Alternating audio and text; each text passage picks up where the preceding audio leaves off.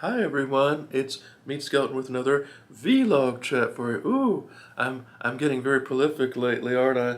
I just have so many ideas for vlogs, but I want to do a very candid vlog about my musical journey and why I believe you should never give up on a dream. Even if they don't come true, you should just strive for it and just give it a shot. So my dream really didn't come true necessarily. I wanted to be a country music singer like Garth Brooks or Elvis or something, and it never really came to fruition. Although I don't regret any of it. I don't regret following my dream, my path, because if I didn't do it, I would never know, right? So my dream is not ended. It's just that it shifted a bit. But I want to share my musical journey.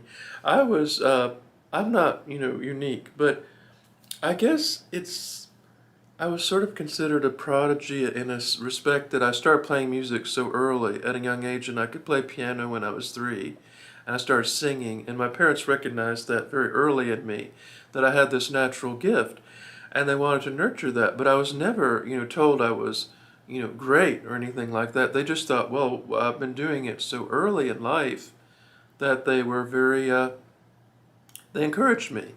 So I started playing music early. I wrote my first, well, I got a first place for composition I wrote called Victory on the piano. And I remember when I was really little, anytime we go to a hotel and if they had a piano, I would go up to the manager and say, "Oh, I promise I won't bang on it. May I please play your piano?" So they look at me 4 or 5 years old and think my grubby little fingers on the piano. No way. They're not touching my Steinway. But actually they gave me a chance, and when I started playing, they were like, "Oh, he's not so bad. Oh." So it was sort of like that reaction, like, yeah, he can play, and he's like so tiny.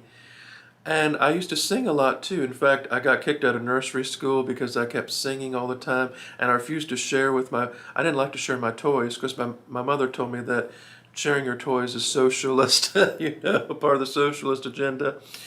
But yeah, I didn't do well in school because I was kicked out. In the third grade, I made the teacher cry because I kept singing, and she said, I'm teaching my class, so I called her the B word, and she started crying. She was this beautiful beauty queen from Lynchburg, Miss Cyrus.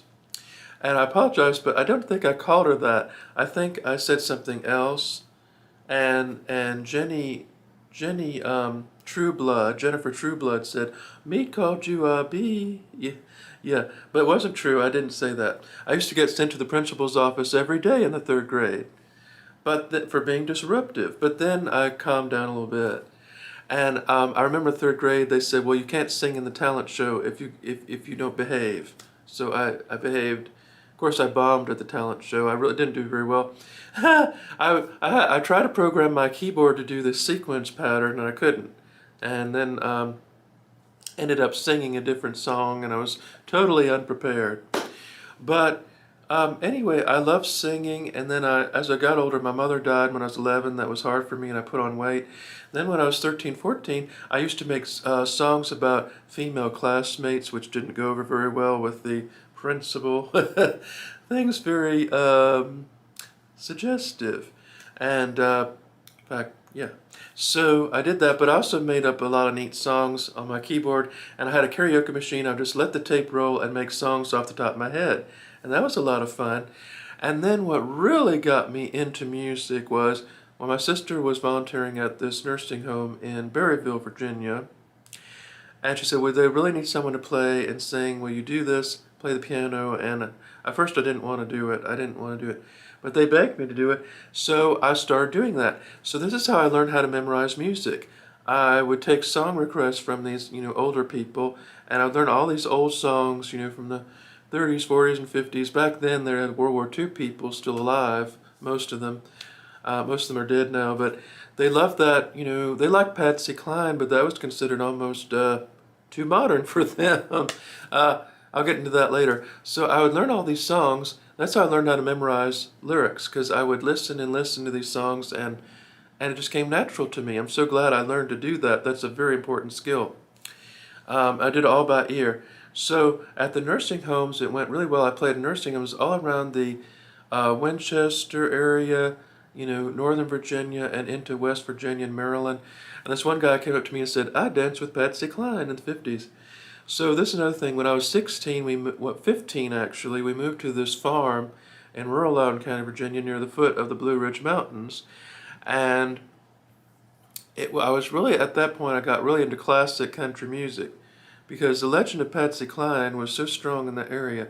Everyone talked about Patsy Cline. She lived, not far from where I lived, and she would sing in these places that were around that area. And she even sang in D.C. with Jimmy Dean. But I got into all this classic country music, and I started to learn how to yodel because I was singing to my horses, and then we had this old silo, and I would yodel, go yodel-hee-hoo in the silo, and I would yodel to my horses, and they liked it. And so then we had to move to Richmond when I was 18, and Richmond was a totally different scene, and I felt very overwhelmed. And the first few years in Richmond, I didn't play hardly anywhere except this one venue called the Lost Sock, which is the basement of a laundromat. And I had my Casio keyboard. I didn't have my Meade Skelton persona yet. I didn't have that yet. So I was still very awkward.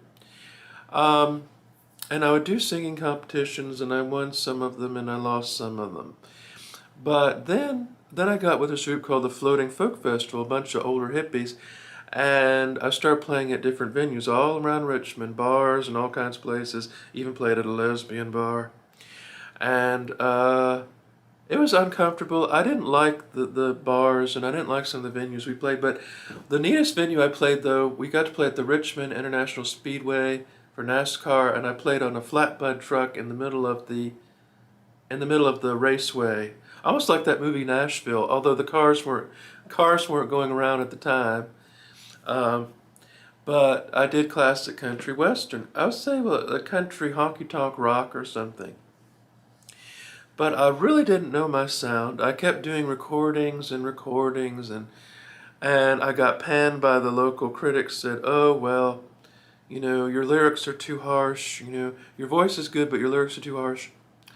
But then eventually that's when the Meadow Street Band happened, and I got all these songs that the Lord gave to me, like Sweet Tea. The Lord gave me that one, and From the Outside Looking In, and different songs that really reflected my style.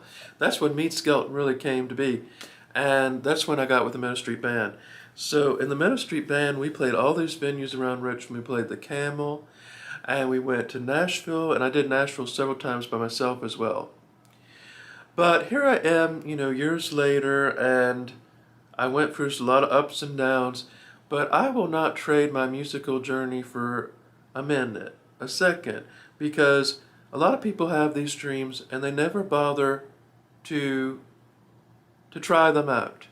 I actually went out and I played music in public, I did touring, I made records, and even though it didn't turn out the way I hoped, I did it, and that's the important part of life is you gotta challenge yourself sometimes.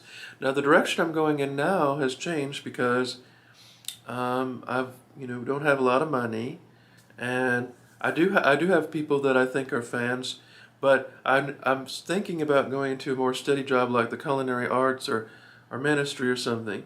But I will always sing. I can always do music, and I can always sing.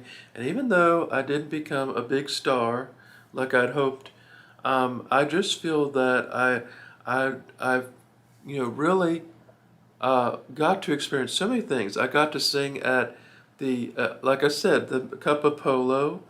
I got to sing at the Nashville Convention Center. I even sang at the Ryman with the band, although we did a cappella, but technically I sang at the Ryman Auditorium, and that was awesome. And I got to meet a lot of people. I met people all over when I traveled to North Carolina and Tennessee and all over Virginia. I met all different people that I met who liked the music, and just experienced these wonderful things. The farmers markets, the coffee shops, all of these things have shaped me and molded me into who I am today. And that's because I followed my dream. I decided to take a chance. Now, did I make it happen? No, but lot of people say, well, you failed, but I think that what I did was I took a risk.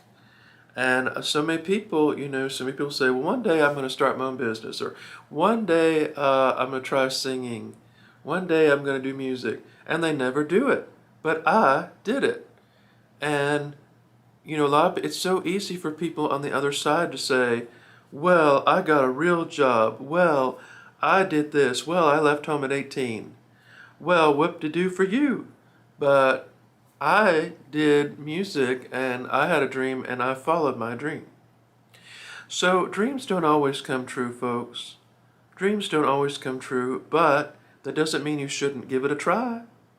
You give it a try and see where it goes. See where it takes you. And it might take you to a wonderful place, but you have to also seek the Lord and see where He wants you to go. Because if you try to do it all by yourself, it won't. But I noticed that when I gave it more to the Lord, and I said, Lord, I need your help, I had a lot more positive outcomes, a lot better experiences than when I was trying to do it all by myself. But where am I today? Well, I'm still, a musician, and I still play music, but it's virtual. It's all virtual now because, we have this pandemic. But what's wrong with that? It doesn't matter. I still have an audience, and I think it's just amazing. I think it's amazing that I can share it with all these different types of people, and if they like it, great. If they don't like it, that's fine. But I don't regret anything that I've done. I think that it takes a lot of courage to follow, something like that. Now, I'm not saying follow your heart. I don't mean it like that. But I'm just saying you should give things a try. You should try things and test the waters, see where it can take you, and sort of see, how you can do. But don't give in to every whim you have. Like, I wouldn't just pack up my bags and just move to Nashville right now, or I wouldn't just, jet off to Acapulco or something. You have to you have to go to God first. And so it doesn't mean follow a whim, but when you have a dream, you need to nurture it and find what you can do with it. So my dream has changed, and I think that that's okay because we all change and grow. So what's in it for me now? Well, I have this platform for now, and I have a nice, I have a little home studio that I can record. So I think that I've shared enough about, my music stuff. I just wanted to share my experience of, that growing, well, it's sort of like life's journey, my traveling journey. And I did forget to mention I was in the choir at Tabernacle Baptist Church, and I did a lot of shows with them. That really helped me because they really got me to feel more comfortable on stage. And I grew with them. And, if you're looking for a place, I know it's hard right now, but think about joining a church choir. Think about, joining a group and not so much focusing on yourself, but being a part of a group first, and then you can do your side thing. And the experience of working with other people will help you find out who you are. Actually, other people will help you find out who you are, and God will help you too. So I encourage everyone to follow. Well, give your dreams a chance, and nurture them and try to grow with them. And so these wonderful experiences I will take with me the rest of my life, and I'm very grateful. So thank you all for watching. Thank you for being so wonderful, and thank you for my new Patreon subscribers. And if you are a Patreon subscriber, at least $10, you will get free autographed Mead merchandise, courtesy of yours truly. So I'll put the link below, and go to my website. Remember, folks, say a prayer for someone special today. Bye.